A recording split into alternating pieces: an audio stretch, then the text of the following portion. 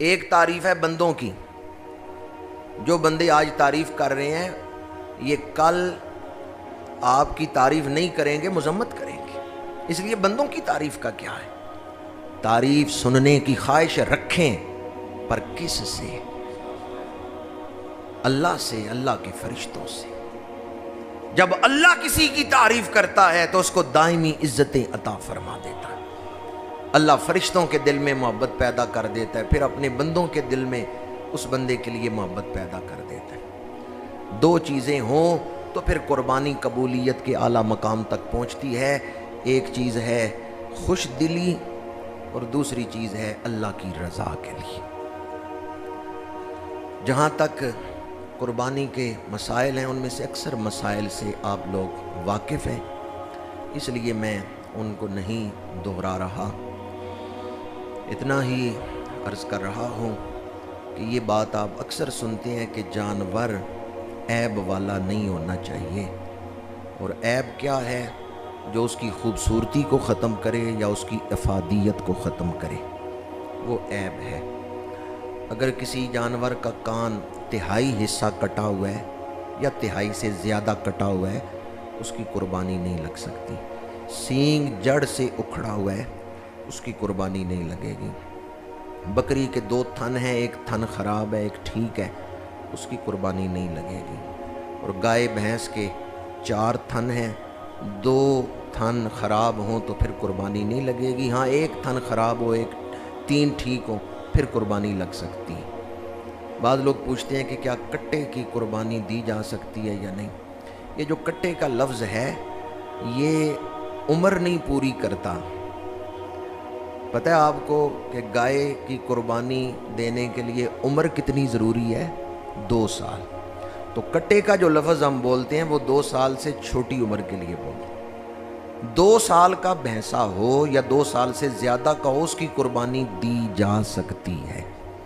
بھینس جو ہے یہ گائے کی قسم میں سے ہی ہے، اس لیے بھینس کی قربانی دی جا سکتی ہے، یہ گائے کی قسموں میں سے ہے۔ اور بھینسا جو ہے وہ 2 سال کا ہو یا اس سے زیادہ کا ہو، اس کی بھی قربانی دی جا سکتی ہے۔ بس عیب والا جانور نہیں ہونا چاہیے۔ لنگڑاتا ہے اور جس پیر سے وہ لنگڑا رہا ہے اگر اس کو زمین پہ رکھ کے وہ چلتا ہے، صرف تھوڑا سا لنگڑا پن ظاہر ہوتا ہے، وہ عیب نہیں۔ اور اگر وہ پیر لگاتا ہی نہیں زمین پہ تو پھر وہ لنگڑا ہے۔ اسی طرح جسم خارج زدہ ہے، دیکھنے سے گھن آتی ہے، اس کی بھی قربانی نہیں لگے گی۔ جانور کانا ہے، اس کی بھی قربانی نہیں لگے گی۔ وقت نہیں کہ زیادہ اس حوالے سے مسائل عرض کروں، یہی بات فکر آخرت کے حوالے سے عرض کرنا چاہتا ہوں کہ جانور میں بھی عیب نہیں ہونا چاہیے، نیت میں بھی عیب نہیں ہونا چاہیے، اور جن پیسوں سے آپ جانور خرید رہے ہیں ان پیسوں میں بھی عیب۔ یہ مسئلہ بڑا یاد رکھنے والا ہے کہ بڑے جانور میں 7 حصے ہیں، 6 بندوں کے پیسے حلال ہیں، 7ویں کے پیسے رشوت کے ہیں یا سود کے ہیں، تو وہ سب کی قربانی کو خراب کر دے گا۔ 7 حصے دار ہیں تو 7 کی نیت بھی قربانی کی ہونی چاہیے، یا کسی نے حقیقے کا حصہ ڈالا ہے تو وہ بھی خیر قربانی کے جانور میں ڈالا جا سکتا ہے۔ صرف گوشت لینے کی نیت کسی کی نہیں ہونی چاہیے۔ تو جس طرح نیت سب کی ٹھیک ہونی چاہیے، اس طرح مال بھی ٹھیک ہونا چاہیے۔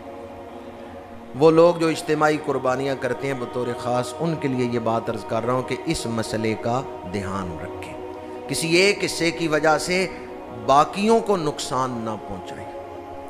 اب ذمہ دار کون ہوگا اللہ کی بارگاہ میں؟ جو امین بنتا ہے، جو بکنگ کر رہے ہیں نا، 7 حصوں کی جو بکنگ کر رہے ہیں، وہ ذمہ دار ہوگا اللہ کی بارگاہ میں۔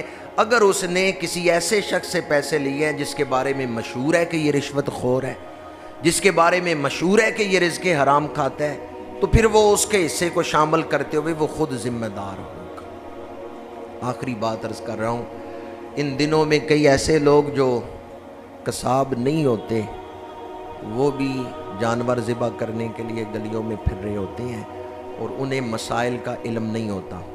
اور آپ جن سے جانور ذبح کروا رہے ہیں آپ کو ان کے عقیدے کا بھی پتہ ہونا چاہیے کہ بندہ مسلمان ہے، کیونکہ ہمارے معاشرے میں ایسے لوگ بھی ہیں جو حضور کو آخری نبی نہیں مانتے، ختم نبوت کا انکار کر رہے ہیں، ایسے لوگ بھی ہیں جو طرح طرح کی گمراہیوں میں مبتلا ہیں۔ جانور ذبح کرنے کے حوالے سے یہ بات یاد رکھیں، داڑھی شریف رکھنا حضور کی، امامہ شریف پہننا حضور کی، بیٹھ کے پانی پینا حضور کی، بسم اللہ شریف پڑھ کے پانی پینا حضور کی، جانور ذبح کرنا بھی حضور کی، جانور اپنے ہاتھ سے ذبح کرنا بھی حضور کی سنت۔ اس سنت کو بھی اپنائیں، اس کے بارے میں بھی معلومات حاصل کریں، بھئی یہ سنت میں کیسے پوری کر سکتا ہوں۔ 100 اونٹ لائے گئے ہیں، 63 اونٹ حضور نے اپنے ہاتھوں سے ذبح فرمائے، اور حدیث پاک میں جب حضور نے دست اقدس میں چھری پکڑی ہے، اونٹ دور ہے، اونٹ دوڑ کے آیا ہے اور گردن سامنے رکھ دی۔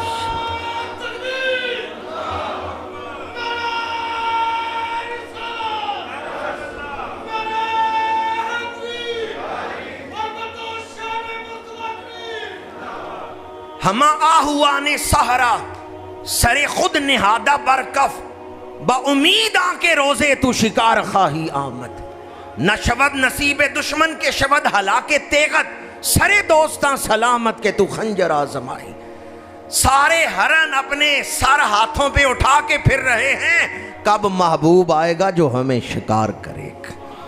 لوگ بھاگتے ہیں کہ کہیں ہمیں اذیت نہ پہنچے، نقصان نہ ہو جائے، محبوب نے ہاتھ میں خنجر پکڑا ہے، محب خود آگے بڑھا ہے، سرے دوستاں سلامت کے تو خنجر آزمائی۔ میرے آقا کریم نے دست مبارک میں چھری پکڑی ہے، اونٹ دوڑتا ہوا آیا ہے، مجھے ذبح فرمائے، وما ارسلناک الا رحمتا للعالمین۔ ہمارے آقا کریم سے صرف انسان ہی نہیں محبت کرتے، پتھر بھی محبت کرتے ہیں، درخت بھی محبت کرتے ہیں، جانور بھی محبت کرتے ہیں۔ اور بعض روایات میں ہے کہ چند اونٹ اکٹھے ہیں تو ایک دوسرے سے آگے بڑھنے کے لیے اونٹ ایک دوسرے کو پیچھے ہٹاتے ہیں، اپنے شانے سے اونٹ ایک دوسرے کو پیچھے ہٹاتے ہیں، پہلے میری باری آئے، پہلے محبوب مجھے ذبح فرمائے۔ ان جانوروں کے دلوں میں جو حضور کا پیار تھا، اللہ ان کے قدموں سے لگنے والی مٹی کا صدقہ، ریت کا صدقہ ہمیں حضور کا لازوال عشق عطا فرمائے، حضور کی لازوال محبت عطا فرمائے۔ ان الفاظ پر ہی گفتگو کو سمیٹ رہا ہوں۔ اللہ تعالیٰ شرعی آداب کے ساتھ قربانیوں کی توفیق عطا فرمائے۔ یہ دن کثرت سے تکبیرات پڑھنے کے دن ہیں، ابھی نماز جمعہ کا سلام پھیرتے ہی ہم یہ تکبیریں پڑھیں گے۔ یوں بھی روزانہ یہ جو دن ہے 13 کی عصر تک اللہ کی کبریائی کا اعلان، اور کل کا جو دن ہے آپ جانتے ہیں کروڑوں جانور ذبح کیے جائیں گے، تو کتنی دفعہ یہ پڑھا جائے گا بسم اللہ، کروڑوں دفعہ جانور ذبح کرتے ہوئے، ہر جانور کی جان پیش کرتے ہوئے اللہ اکبر، بسم اللہ، اللہ اکبر۔ انشاءاللہ العزیز کل 7 بجے یہاں مسجد سیدنا صدیق اکبر میں عید کی جماعت کھڑی ہوگی، 6:30 بجے انشاءاللہ بیان ہوگا، 7 بجے انشاءاللہ جماعت کھڑی ہو جائے گی۔ عید کے لیے آئیں تو تکبیرات پڑھتے ہوئے آئیں، اور واپسی پہ راستہ بدل کے تکبیرات پڑھتے ہوئے جائیں تاکہ زیادہ سے زیادہ زمین آپ کے ایمان پر گواہ بن جائے۔ اللہ اکبر۔ اور پچھلے قربانی کی کھالوں کے حوالے سے پچھلے جمعۃ المبارک پہ بھی میں نے گزارش کی تھی، یاد دہانی کروا رہا ہوں۔ جانور اللہ کی رضا کے لیے ذبح کر رہے ہیں تو کھالوں کو ایسے استعمال میں لائیں کہ یہ بھی دائمی اجر کا باعث بن جائے۔ دائمی اجر سے مراد یہ ہے کہ صدقہ جاریہ بن جائے، پیسہ کہیں ایسی جگہ لگ جائے کہ بندہ رہے یا نہ رہے ثواب چلتا رہے۔ مساجد، مدارس یا کوئی ایسے کام جس سے لوگ نفع حاصل کرتے رہیں، یہ صدقہ جاریہ ہے۔ قربانی کی کھالیں مدارس کو دینا، یہ صدقہ جاریہ ہے۔ میں آپ کی خدمت میں گزارش کروں گا کہ یہ جو دینی مدارس اس دور میں علم دین کے چراغ کو روشن کیے ہوئے ہیں۔ ان مدارس کو چلانے کے لیے حکومت کی طرف سے کوئی مدد نہیں ہے اور عامت الناس کی بھی اس طرف توجہ نہیں ہے۔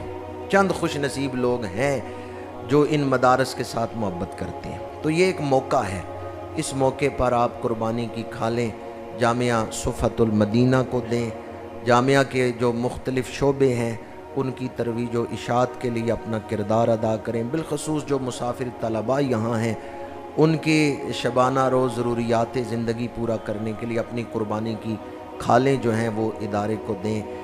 تو انشاءاللہ العزیز یہ عمل دین کی خدمت کا باعث بھی بن جائے گا، اللہ کا قرب حاصل کرنے کا باعث بھی بن جائے گا، اور حسب معمول ہی جامعہ کے معمول کے مطابق ہی قربانی کی کھالیں یہاں سٹال لگایا جائے گا اور جمع کی جائیں گی۔